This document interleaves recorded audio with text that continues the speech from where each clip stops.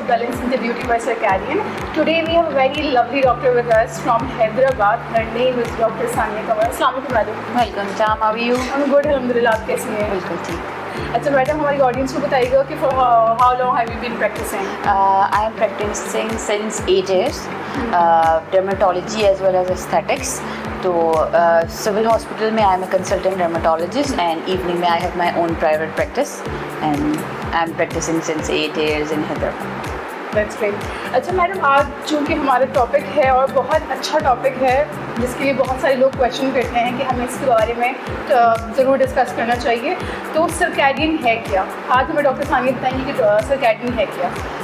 अगर मैं आपको इजी वर्ड्स में बताऊं तो हमारी बॉडी का एक इंटरनल क्लॉक होता है जिसको हम सर्कैडियन रिदम कहते हैं, mean sleep and wake cycle. अल्लाह का निज़ाम के मतलब according to nature and light हमारी बॉडी रेगुलेट होती है according to day and night 24 hours में। तो हम इसको आसान अल्फाज में कहेंगे कि बॉडी की इंटरनल क्लॉक है जो नेचर ने बॉडी में फ़िक्स की हुई है, उसके अकॉर्डिंगली बॉडी अडॉप्ट करती है।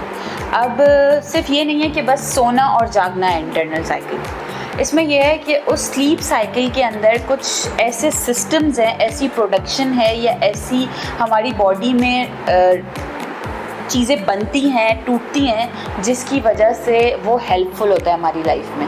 सिर्फ इसका काम सोना या जागना नहीं होता, इसमें ये होता है कि हमारी बॉडी को अल्लाह ने ऐसे सेटअप किया है कि 24 आवर्स में कुछ आवर्स हैं दैट्स फॉर स्लीप और कुछ आवर्स हैं जिसमें हम उठते हैं। तो जब हम स्लीप होता है तो समझे कि हमारी बॉडी एक रीजेनरेट करती है, हमारे कुछ बॉडी के अंदर कुछ न्यू सेल्स, कुछ न्यू हार्मोन्स निकलते हैं जिसकी वजह से बॉडी इंटरनली रिपेयर होती है। तो इस पूरी साइकिल का एक्चुअल मोटिव यही है कि बॉडी अगर जो भी ड्यूरिंग डे उसके अंदर कोई हार्म हुआ या कोई भी अगर स्ट्रेस हुआ है तो वो जो नाइट है उसको वो कवर अप कर लेते हैं। ठीक है, आफ्टर द स्ट्रेसफुल डे हमारी जो बॉडी होती है रात में वो नेचुरली वो रिपेयर कर रही होती है, सेल रीजनरेशन हो रही होती है, बहुत सारे प्रोसेस हो रहे होते हैं। लेकिन आज हम ये डिस्कस क्यों कर रहे हैं, आज डॉक्टर सानिया बताएंगी कि हमारी जो जनरेशन है, चाहे वो मिलेनियल्स हों चाहे वो जेनजीज हो, उनमें ये इतनी डिस्टर्ब क्यों है और इसकी क्या वजूहत हैं? क्योंकि टेक्नोलॉजी का ज़माना है, न्यू जनरेशन टेक्नोलॉजी, तो whenever we do something against nature तो वो हमारे लिए हार्मफुल होती है। तो जब अल्लाह ने ये 24 आवर साइकिल बनाया है और हम उससे डिस्टर्ब कर रहे हैं, क्या है कि रात को एक है कि जब रात हो गई है तो आपको सोने का टाइम, मगर हम जब गैजेट्स यूज़ करते हैं तो वो ऑटोमेटिकली आपकी स्लीप को डिस्टर्ब कर देती है। क्यों? क्योंकि हमारी स्क्रीन टाइम है, स्क्रीन जो है उसकी ये है कि जब ब्लू लाइट को हमारा ब्रेन जज करता है तो वो मेलेटोनिन निकालता है, तो उसकी वजह से हमारी स्लीप डिस्टर्ब हो जाती है। मतलब बॉडी ये जज करती है कि अब सोने का टाइम नहीं है, इसकी वजह से जो नॉर्मल उसका एक पीरियड होता है, जो रिदम है वो डिस्टर्ब हो गया। तो जो 8 आवर्स अगर स्लीप थी वो 4 आवर्स में चली गई, 6 आवर्स में। तो जैसे जैसे स्लीप डिस्टर्ब हो जाती है हमारी बॉडी में रीजनरेशन का, सेल्स रीजनरेट होने का, रिपेयर होने का टाइम कम होता जाता है, तो बॉडी स्ट्रेस्ड हो जाती है। तो ये जितने भी स्क्रीन टाइम्स की वजह से, गैजेट्स की वजह से हमारी बॉडी जो है वो नॉर्मल स्लीप टाइम को अवेल नहीं कर पा रही, तो उसकी वजह से फिर क्या होता है कि आपकी स्लीप डिस्टर्ब हुई, फिर कुछ लोग उसमें डिप्रेशन के शिकार हो जाते हैं, तो स्लीप और डिस्टर्ब हो जाती है। तो नॉर्मल जो साइकिल है वो डिस्टर्ब होने की वजह से, अगर मैं बोलूँ तो main culprit is screen, gadgets, आप उसको गेमिंग कर लो, मोबाइल कर लो, जो भी व्हाट्सोएवर, उसकी वजह से मेन कॉज रीज़न जो है वो इस वक्त मोबाइल फ़ोन्स। अच्छा, ये तो बता दिया कि इस तरह ये डिस्टर्ब करिए, हम लोग ब्लू रेज फ़ोन अगर ज़्यादा यूज़ कर रहे हैं, हम लोग जो है स्क्रीन बच्चे ज़्यादा यूज़ कर रहे होते हैं, तो ब्लू रेज आपकी स्किन पे भी बहुत ज़्यादा इफेक्ट करती है। तो अब डॉक्टर सानिया बताएंगे वो स्किन पे कैसे इफेक्ट करी होती है, इससे क्या क्या जो होते हैं वो इफेक्ट आ रहे होते हैं स्किन के ऊपर या हेयर के ऊपर? अब हमें पता है कि जितनी भी लाइट्स हैं उससे कुछ रेडिएशंस निकलती हैं जिसकी वजह से वैसे ही फ़ोटो डैमेज होता है, मगर ये तो हो गया physical. There is another cycle जो कि हमारी बॉडी के अंदर भी हो रहा है। तो व्हेन एवर वी स्लीप तो there is a production of growth hormone. जब ग्रोथ हार्मोन बढ़ता है तो हमारी बॉडी, हमारे जो स्किन के सेल्स हैं वो रिपेयर होते हैं। अब हमने ग्रोथ हार्मोन तब डेवलप होता है जब हम डीप स्लीप में जाते हैं। अब हमारी स्लीप जो है वो डिस्टर्ब है, ग्रोथ हार्मोन की उतनी प्रोडक्शन नहीं हो रही, तो सेल जो है वो रिपेयर नहीं हो रहा। जब जो नॉर्मल डे का जितना भी टर्नओवर था वो रिपेयर नहीं हुआ तो हमारी स्किन डैमेज हो जाती है। एक तो फोटो डैमेज हो गई, देन हमारी जो रिपेयर सिस्टम था वो नहीं हो रहा, उसकी वजह से स्किन में जल्दी एजिंग आ जाती है। देन कम्स हम जब सोते हैं तो हमारी बॉडी जो है वो स्ट्रेस को कम करता है, मगर जब हम स्ट्रेस ज़्यादा होता है, अब हमने अब स्लीप डिस्टर्ब कर दी, स्ट्रेस है तो कॉर्टिसोल निकलता है, जब कॉर्टिसोल निकलता है तो वो इटसेल्फ हमारी स्किन को डैमेज करता है, तो अर्ली एजिंग साइंस आ जाते हैं, रिंकल्स आ जाते हैं, टैनिंग हो जाती है, पिगमेंटेशन हो जाती है, स्किन जो है वो लैक्स हो जाती है। तो इसकी वजह से भी मतलब एक फिजिकल डैमेज हो गया और एक इंटरनल डैमेज।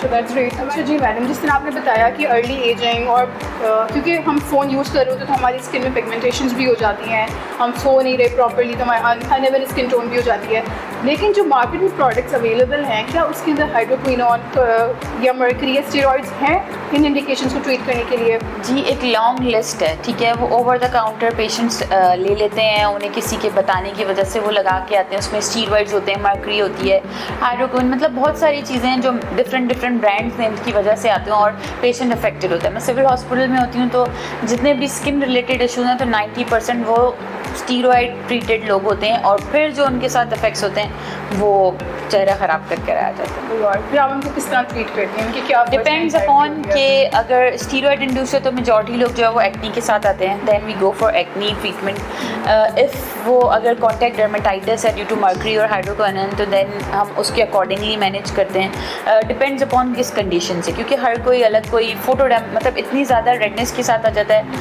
फिर हम उसको उस एंटी इन्फ्लेमेटरीज की तरह, मतलब डिपेंड्स अपॉन द रिएक्शन जो उनके अंदर वो डेवलप करें।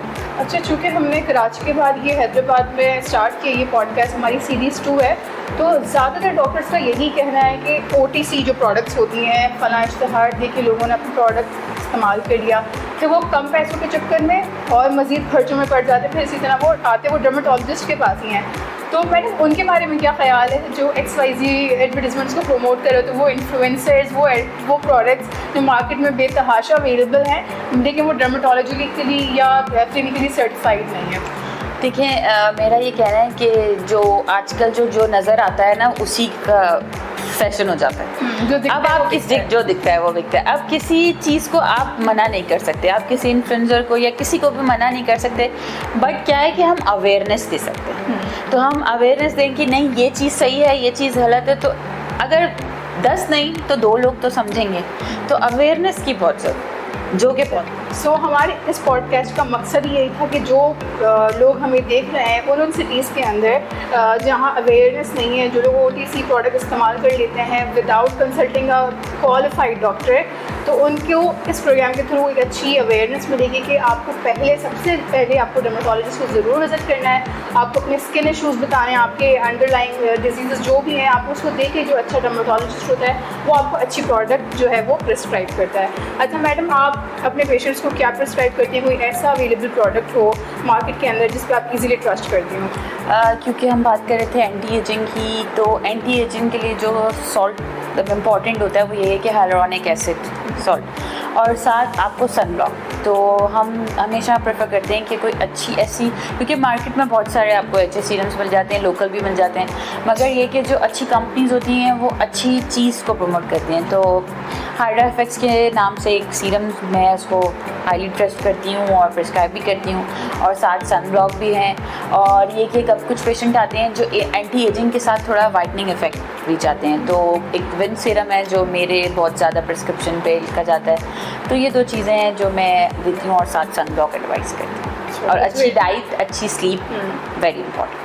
और एक और चीज़ जो मैं बहुत मेंशन करनी चाहूँगी, क्योंकि लोग ये बात नहीं समझते कि सनब्लॉक का मतलब है मैं बाहर जाऊँ तो सनब्लॉक।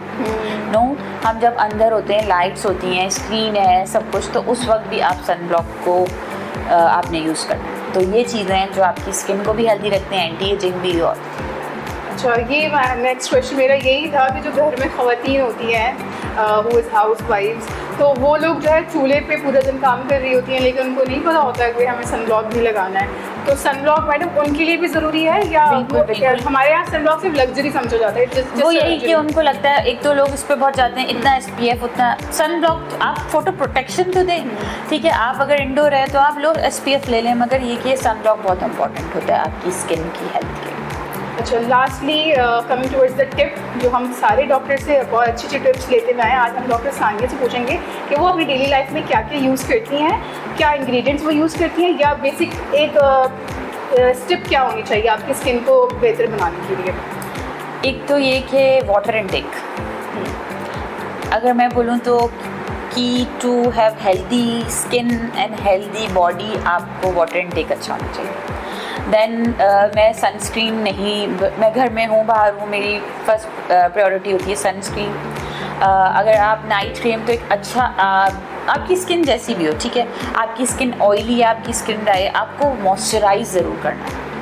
अगर आपकी स्किन ऑयली है तो आप वाटर बेस मॉइस्चराइज़र ले सकते हैं, HA सीरम्स यूज़ कर सकते हैं। मगर अगर आपकी स्किन ड्राई है तो आप नॉर्मल मॉइस्चराइज़र्स यूज़ कर सकते हैं। फिर आप हफ्ते में 2 से 3 दफ़ा क्लिनजिंग करें, ठीक है, और फ्रूट्स, वेजिटेबल्स और एक अच्छा नाइट सीरम विद HA, आपकी skin healthy with good sleep. ज़बरदस्त। आज हमें डॉक्टर सानिया ने बहुत अच्छी अमेजिंग टिप्स दी हैं। इंशाल्लाह आई होप कि आप लोग जिन जिन ने ये प्रोग्राम देखा है हमारे इस प्लेटफॉर्म के थ्रू, उनको बहुत अच्छी टिप्स मिली हैं, वो अपनी डेली लाइफ में ज़रूर इम्प्लीमेंट करेंगे और डॉक्टर सानिया को दुआएं देंगे। इंशाल्लाह we will come back to you with another topic with in another city. So see you soon. अल्लाह हाफ़िज़।